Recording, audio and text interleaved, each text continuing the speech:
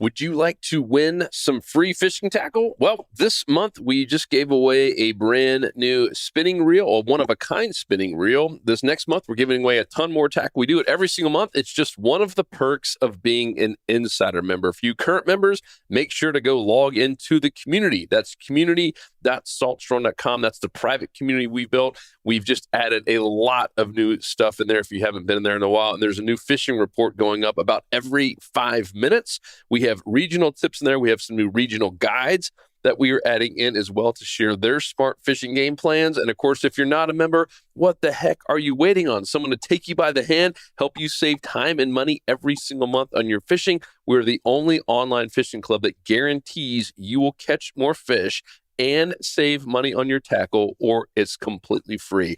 Go to saltstrong.com right now to sign up. And current members, I'll see you in the community. It's in my soul. Welcome to the Salt Strong Podcast, disrupting fishing entertainment as you know it. Prepare to laugh. Prepare to get to know fishing legends in a whole new and unfiltered way. And on occasion, you might even learn a thing or two about fishing. Here's your host, Joe Simons. Like diamonds. Hello, Salt Strong Nation. Joe Simons, like diamonds. We are back. Got my boy Wyatt. What's up, dude? What's going on, Joe? How you doing, boss? Oh boy, this is gonna be controversial in here. We're talking about the best saltwater fishing pier in America, maybe even the world, maybe even the universe. So we just finished up a Pier Fishing Mastery course. It has been certainly the most highly requested mastery course. If you guys don't know, we have master classes, if you will. They're online courses.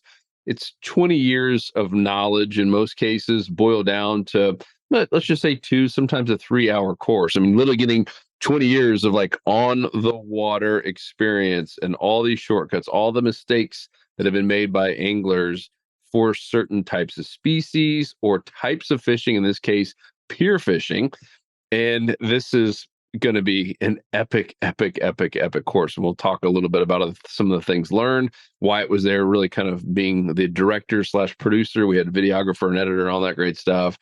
And we had this decision on what pier to pick to film the majority of this, upcoming mastery course. And there was one pier that kind of kept rising to the top of perhaps the best saltwater fishing pier in America. Can you guys guess what it is? Can you guess what it is? So with an N, we can give them a little bit of an area to look at. We had 5 piers to choose from kind of the Alabama Gulf Shores region all the way to Panama. There's a lot of piers in that area, but there's one that stands out, and I guess I'll just go ahead and spoil it. It was Navarre Pier. Yeah. And we're going to get into the specifics, but this pier is just legendary in terms of the amount of species that you can catch. And whenever we film a mastery course, if you guys have ever seen any of them, we try to go over as much information as possible, literally cover everything you could ever ask. And it just was a no-brainer to choose Navarre because it opened up the most opportunities to teach about all the different species. I mean, you'll catch everything from whiting at that pier to sailfish. Like, there is so many different species in that span that you can get into. And it was incredible how many different fish we got into while filming the course. Like, it wasn't just standing on the pier talking. Like, as we were giving these lessons, our host, who is like pier fishing royalty, we'll get into that in a second, was able to like teach and show at the same time all these tactics in action. It was incredible. Even blackfin tuna caught while you guys were there, and massive bull redfish. I was blown away. So let's talk about that. You were there for the whole week, filming every day, trying to get every possible angle, not in terms of a camera angle, but every angle of different types of fishing, different types of species, different types of rigs, literally everything you would need to know. And just as importantly, all the stuff to avoid and what parts of a pier to avoid fishing, right? And not all parts of the pier are created equal. Not all piers are created equal. And talk about that. I know it was a learning experience for you. Who was the special guest or the host, and what did you learn in particular? Right. So we were very blessed to have Brant Peacher, who some of you may follow him along on YouTube. It's Angler Rope with Brant. And reason we call him Pier Fishing Royalty is his dad literally wrote the book on pier fishing. I'm talking, this guy fished Navarre Pier like his whole life and taught Brant everything. And then Brant goes out and, he's kind of the next generation of teacher through YouTube and through online content. So he's taken everything that his dad taught him, combined it with like modern technology, like Brant's been dropping GoPros under the piers to learn like everything that he could, as well as just, getting out there and gathering data from just multiple days on the water, seeing how fish behave, and just hearing this, knowledge, like stuff that was so ingrained in him, and having him break down, like, asking just the why questions to stuff that's second nature to him, like, oh, why would you want to fish this season for this specific fish, or why are they not going to bite on this specific wind, like stuff that's just ingrained in him. He's like, no one's ever asked me that question. I've never talked about that, but there is definitely a thought process behind all these approaches. So like you said, no two parts of the pier are created equal.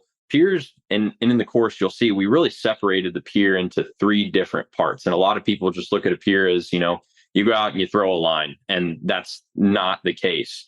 You really need to pick your targets and understand the zone that you're in. So those three parts of the pier that are in the course are going to be the surf zone, which a lot of you guys might surf fish and be frustrated that you can't reach, the outsides of bars or things. Maybe tide restricts you from getting to a certain target area. The pier allows you to fish every angle of the surf zone. So from the wash that's on the beach to the outside sandbars that you could literally never cast to.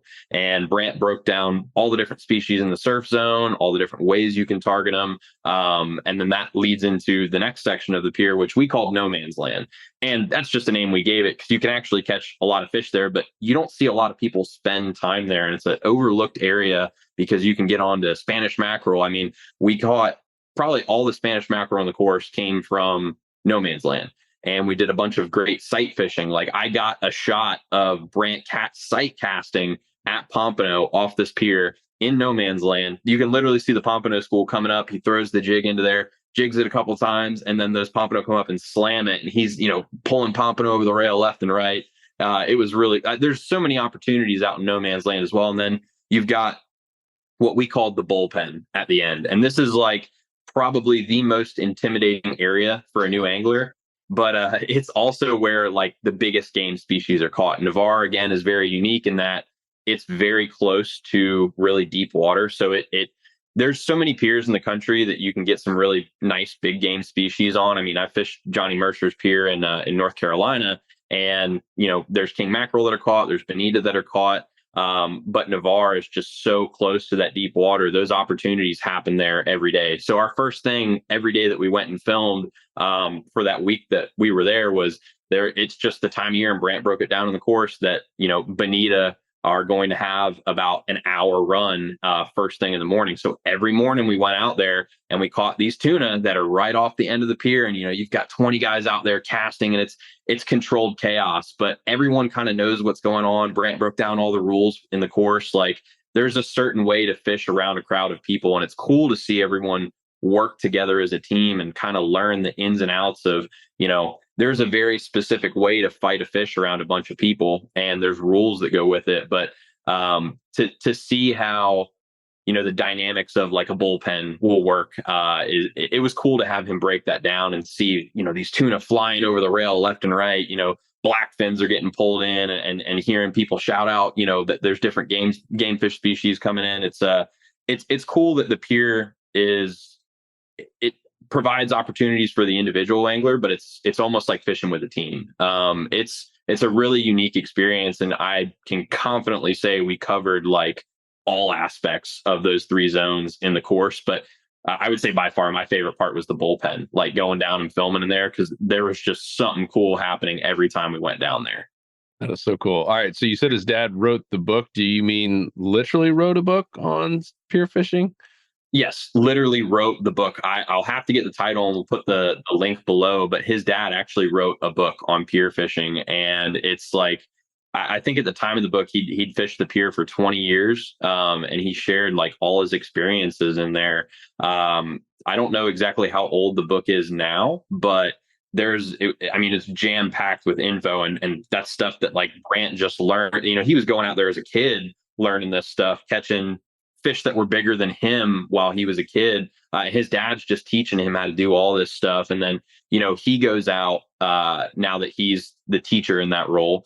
And it's funny, he was telling us a story about how his dad was like, I don't really get the YouTube stuff. You know, he was telling Brant he should write a book as well. But now Brant's out there getting, you know, recognized by all these people because he's got the YouTube channel. So it's funny to see how that teacher role has moved through the years, where if you wanted to get information on pier fishing, you had to be friends with, you know, we call them pier rats, guys that are at the pier every day. They get a day off. They're spending their whole day in the bullpen looking for that cobia that's going to swim by. And to get the knowledge now, you go through a course or you see the online content, and it's cool to bring that gap together with Brant. So yeah, his dad literally wrote the book, but now we're getting the next step, which is providing the technology that, you know, Brant has used to learn a little bit more about these fish with a lot of the old school tactics that you just learn from day in, day out on the pier, and combining all that together to just really have a comprehensive, really good wealth of knowledge about, you know, how to structure a game plan around pier fishing.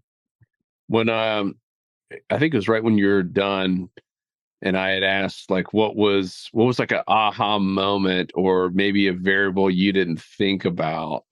What's the answer? I would say that for me, I've fished a lot of piers, and I just thought it was, you had to kind of know what was running at the time, and at the time of year that you were trying to go fish. And it was like, okay, you know, you just go out and you try and target that species because that's the time of year. That's not the case at all. Because you do have these 3 zones on the pier, there's different opportunities throughout each season. And there's actually, like, when we filmed the surf fishing course, you know, Bama Beach Bum was there, and he was completely straightforward. And he was like, you know, winter's a tough time fishing the beach. There's not a whole lot of opportunities. And I thought the same thing would happen. Like, I was kind of dreading getting to the winter portions of the course with Brant, where it was like, man, there's not really a whole lot to talk about in winter, I would assume, you know. And he's like, no. Winter is like one of the best times of year. So I was like, so what you're saying is, hey, and as we went through each season, you know, he always had a really big highlight to focus on. What I heard was there is always opportunities on the pier. And not just that, but you really can approach the pier from a standpoint that you are not just going out to target one fish. You look at the conditions for that day, and there's so much that can happen in those 3 zones depending on the season. There's so much that you can go out there and do. So I went to the pier so many days, and, you know, if I heard the Spanish mackerel were running, you know, I'd call the pier and say, hey, what's happening?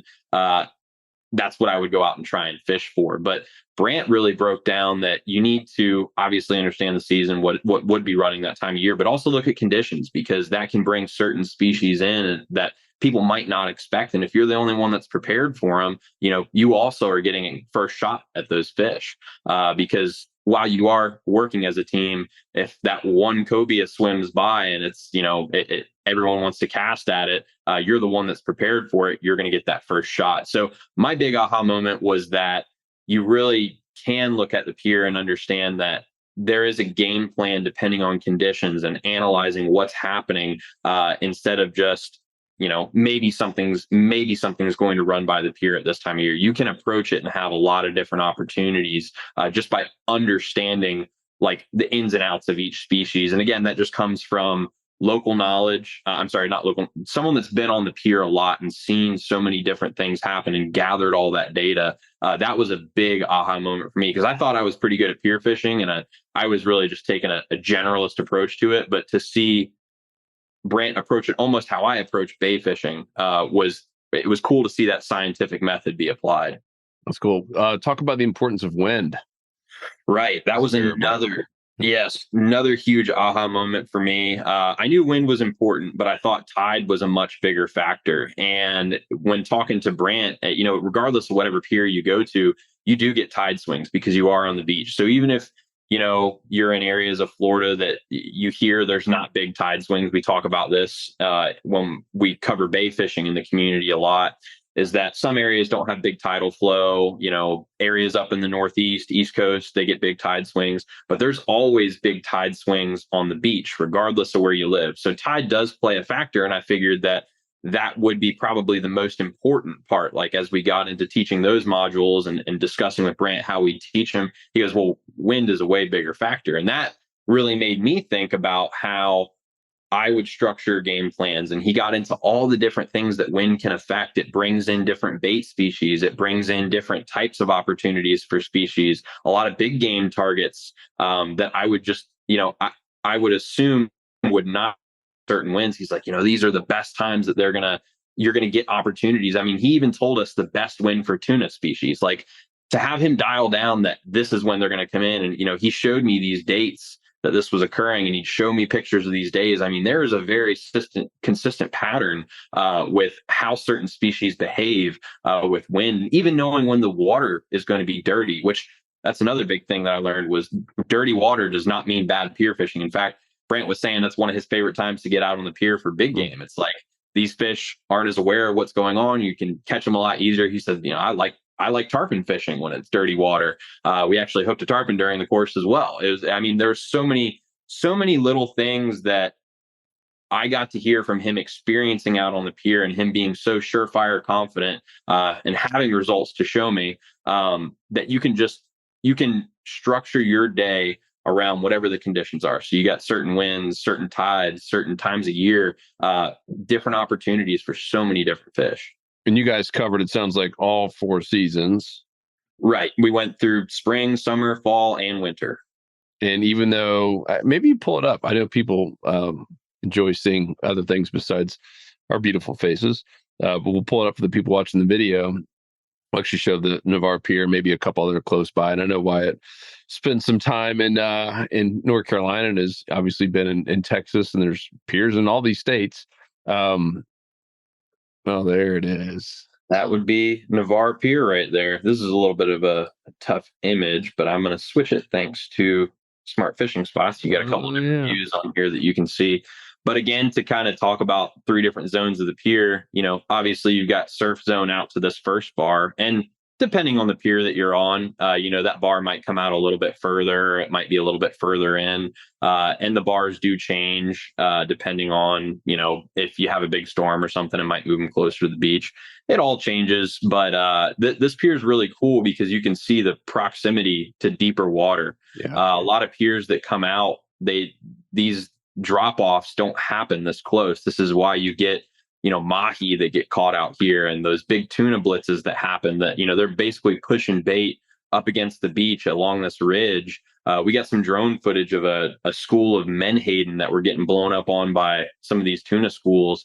And it was the school is almost as long as the pier. And these are all highly migratory species. So to have a pier that sits on just basically a giant highway for migratory species like tuna and mackerel and, other pelagics. That's why this pier, again, I think is the best pier in the world, I would say, because it opens up so many opportunities. But the amount of fish that you can catch here, you've got big bull reds, pompano in the surf zone. You've got your mackerel species and the pompano that you can sight fish, again, no man's land. And then in the bullpen down over here, you've got all those big game species. But if we take a look, at some of these other piers, if I was to scroll a little further down, let's see, we got one right here. Again, you can see this pier is not very far off from that last one, but it's not on the edge of that drop off. So if there's, tuna schools that are pushing bait, they're never going to get close enough for you to cast to.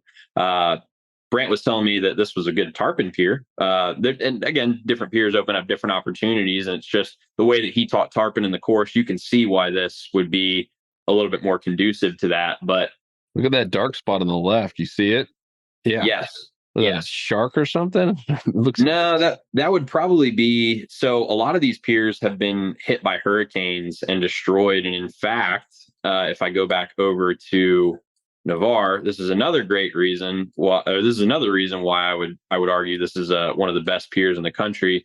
Is that this pier that got destroyed This pier was, I think it was 2004 or something like that. Ivan destroyed it and they rebuilt it, and they actually took a lot of the, wreckage and demolition from that pier and dropped it along these areas to kind of get some fish closer. So you've always got bait and life and activity around this pier. Some of the other piers have done that. I would assume that pier we were just looking at, which I believe this is Okaloosa.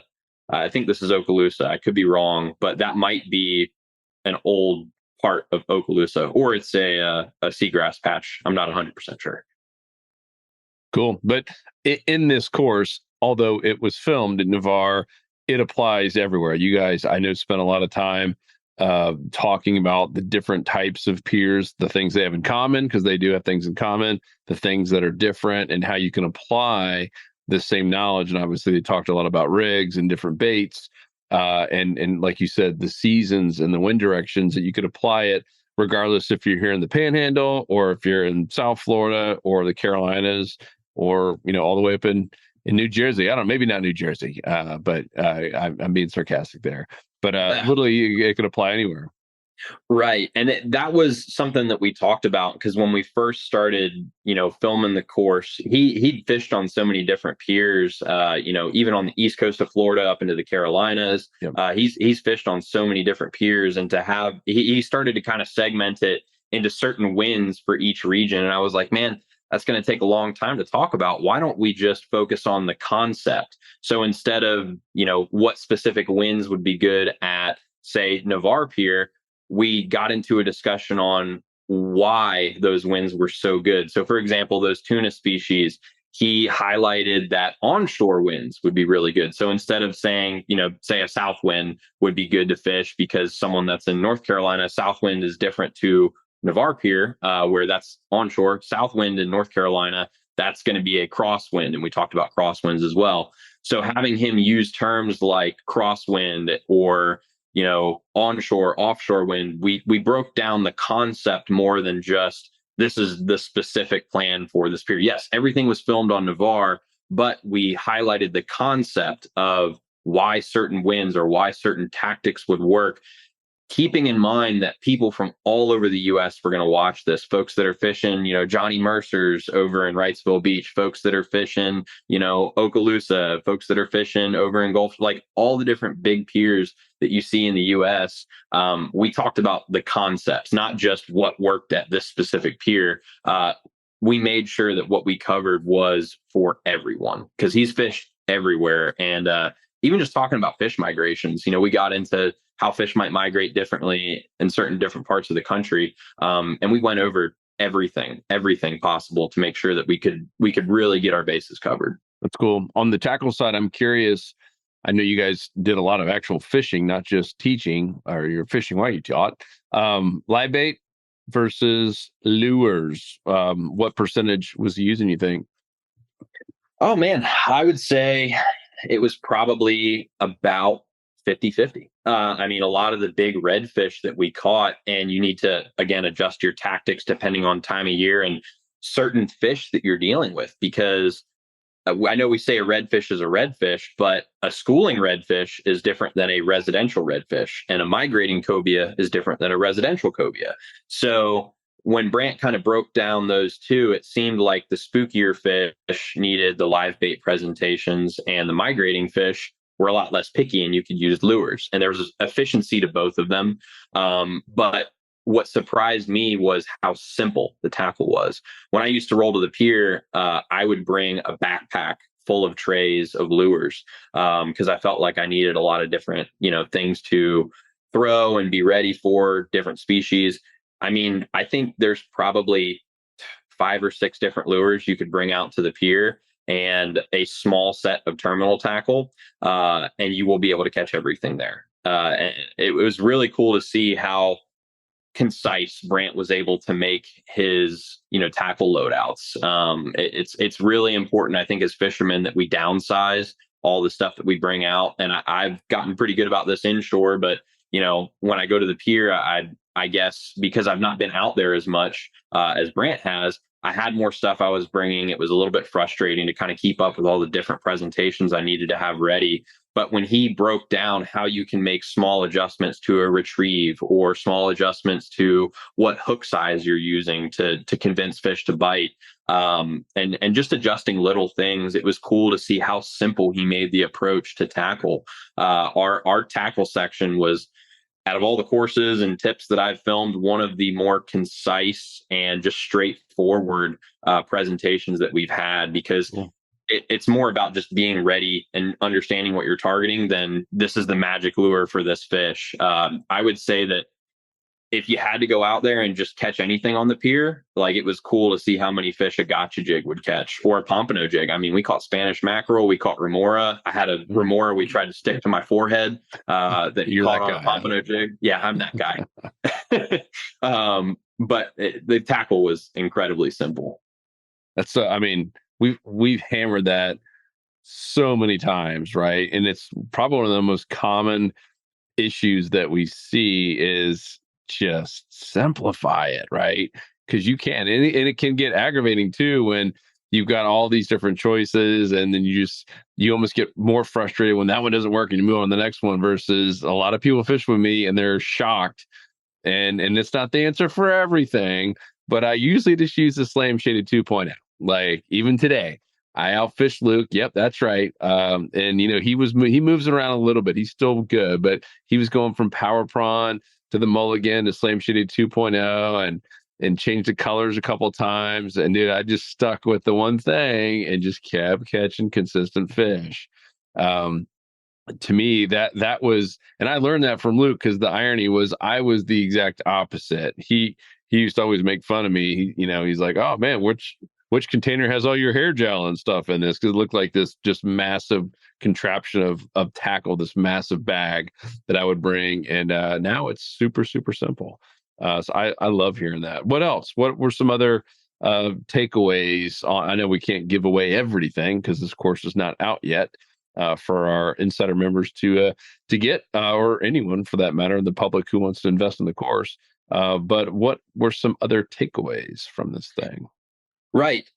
So a big takeaway that I saw, tactics that I have not ever implemented. So Brant gave a lot of really good tutorials on using live bait on the pier. And you might be thinking, like, live bait on the pier sounds a little bit difficult. Keeping it alive and making sure that, you're rigging it right, because the pier is not like, you don't have live wells out there. So he just kind of showed us how a simple shrimp bucket with an aerator, like, you have everything covered from king mackerel to pompano. Like, you can keep shrimp alive, you can catch bait. Like, he showed us how to catch bait on the pier, and there was a lot of bait there. Just taking a sabiki rig out and catching little hardtails, pinfish, like, all those baits work really well. Like, we caught redfish with bait that we caught at the pier. So he was sitting there dropping a sabiki rig, caught some cigar minnows, we caught a pinfish, and then dropped it down for those redfish. That was really cool to see those presentations, because I've definitely encountered fish on piers that I'm like, there's no way those things are going to eat. And I know frozen shrimp's not going to work. I just kind of wrote those fish off. And a lot of other people that were walking down the pier that, were the pier rats, they were seeing that as well. And, they're not too worried about it because they know they're residential fish. They're not going to mess with them. To see how he made those presentations, like those fish that were just swimming around on the bottom of the pier, make them look appealing for those residential fish, like, and immediately get those redfish to eat, was really cool. And there's a lot of what was cool to see, the intricacies of, like, that fish isn't going to eat, this one will, because it's moving this way. Like, we were able to zoom in on these fish and show their movement patterns, and have him talk about, how you want to rig these live baits, and keeping them lively too. Like, certain things you can do to keep shrimp lasting longer on the pier, or certain things you can do when you're rigging to keep something more attractive to a redfish or a king mackerel, or something of that nature. Simple rigs, but more about the way that you present them to these fish that I had never seen before. Because to me, handling live bait is a little bit of a struggle. And it's not something I ever really thought about doing, but the moment we brought that aerator out there, our opportunities opened up really big. And I don't see a lot of people using live bait on the pier. Maybe in the bullpen for king mackerel, I've seen it before, but that's that's again very big game fishing, but to see it happening in the surf zone and other places on the pier as well. They're presentations that I've never really seen before, and to have him kind of break that down and walk through how to do it, like I was confident enough to go out there and start throwing for those reds as well. That's cool. I'm curious Hmm. about we'll call them the pier rats, some of the locals. You're out there filming. You got a videographer. You got him teaching. Any scuffles, or was everyone? I know he has personally has a lot of respect around there, but there's usually still one in every group that just is super territorial. What was that like filming a course like that on a? And I know you guys are there during the weekdays for a chunk of it, but there's still people out there every single day. Yeah, so it was interesting. We don't normally film courses around like large crowds of people. It's hard to teach when people are walking by and you get distracted from what you're saying. So that was a little bit of a difficulty we had to overcome. Thankfully, Brant's a pro. He knew how to stay focused with the camera. There was a couple situations. I don't know if Joel will create a blooper reel of, while Brant's teaching, someone would come in, jump in the shot, and like, I want to be famous too. And it's like we had a bunch of situations like that. Getting down to the bullpen, and like we had a very good tutorial on, if you're a new angler, what the rules of the bullpen are, spacing and everything. They probably appreciated that. Yeah, yeah, and it was really cool to learn how to navigate around in there, but filming it's a different story because we're not fishing, so we don't have that same right to the rail as the other anglers do. So it was kind of playing it by ear. There were some mornings where we could literally get over Brant's shoulder. I mean, Joel got this amazing shot. It wasn't super crowded in the bullpen, and he's like zoomed in completely. Like, and he has a really nice camera. So it's like you're sitting there, that top water's right in front of the screen, like you're right there. And he's sitting there working that spoon across the surface. You see this bonita come up and just absolutely inhale the spoon and make this giant explosion. So like Awesome.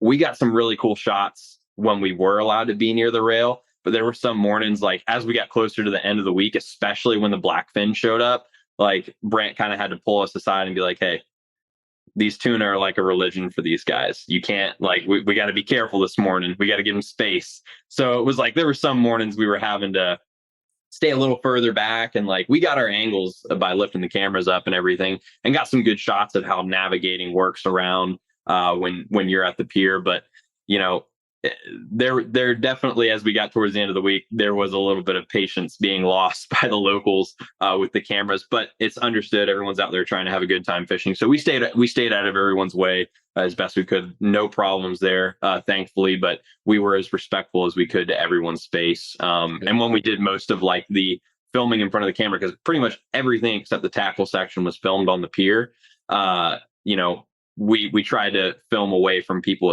as much as possible, so that folks would quit jumping in front of the camera wanting their 15 minutes of fame. In fact, So funny. speaking of 15 minutes of fame, we did have an Australian news company come up and interview Brant one day. Like, it was funny. We're sitting there with our cameras, and like they walk up with one of the big like news ones. It's like, what are the chances of two big cameras being on the pier one of these days? It was interesting. That's hilarious. Well, I am so pumped to see the full thing. I've seen bits and pieces, and it's just going to be just fantastic. I'm curious too, because we grew up Daytona Beach, where our grandfather had a little condo there forever, and we used to go hit the piers up as kids, and very, very fond memories. I honestly haven't done it a bunch. I haven't done it with my kids, just because we've done different things. So I'm really pumped for this as well. And some of it's just been intimidation. Some's been just because it's easier for us to go out in the boat or wade fishing or out in the kayaks and paddle boards. But as you said, there are so many different opportunities. There's so many piers, and anyone can do it, right? I mean, that's the beauty of it. Anyone can go out there, and in most cases, it works year round. I mean, you can be catching fish any given day, all year long. So I'm really, really pumped for this.